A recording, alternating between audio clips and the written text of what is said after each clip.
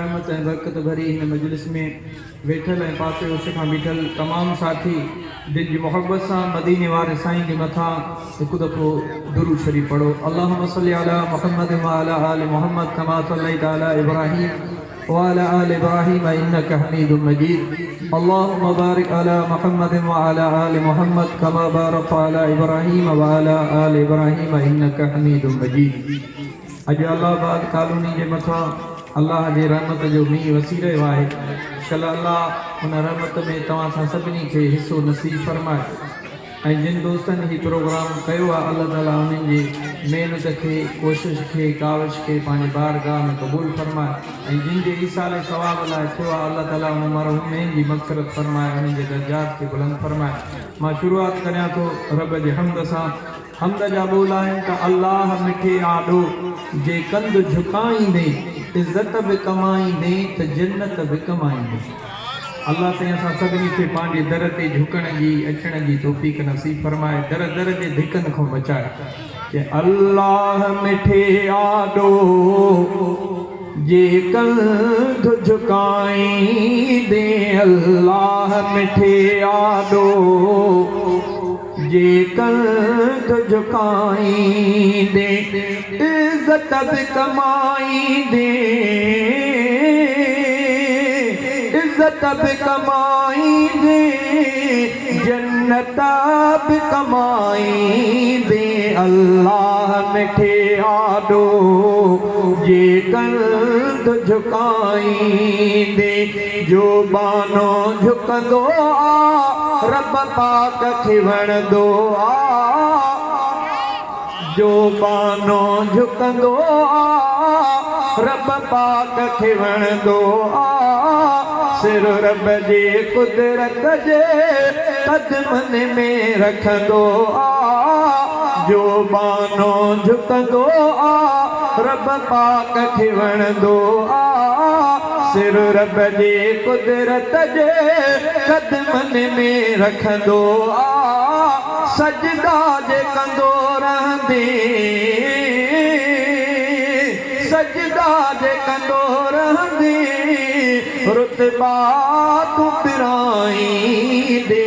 अल्लाह मिठे आॾो जे कंध झुकाईंदे, जीअं बांग ॿुधी प्यारा कमकार छॾे सारा, अल्लाह जे घर ॾे अचु मस्जिद जा वठी चारा।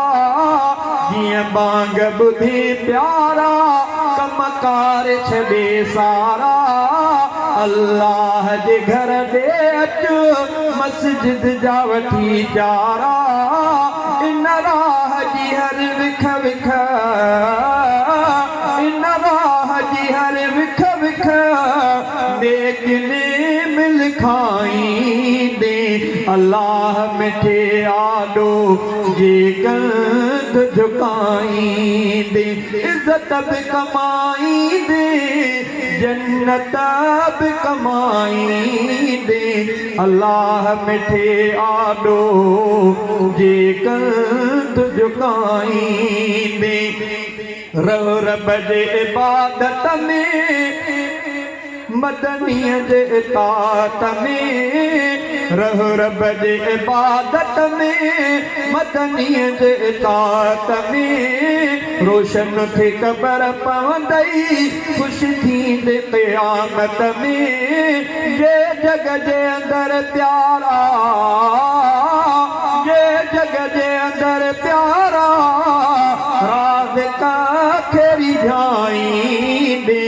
अल्लाह मिठे आॾो जे कंध झुकाईंदे, शहज़ादा सकारनि में अल्लाह जे प्यारनि में, तुंहिंजो नाम तॾहिं लिखबो सोणनि सुहारनि में। दुनिया जे धोखे मां, दुनिया जे धोखे मां, दुनिया जे धोखे मां जे पाण बचाईंदे।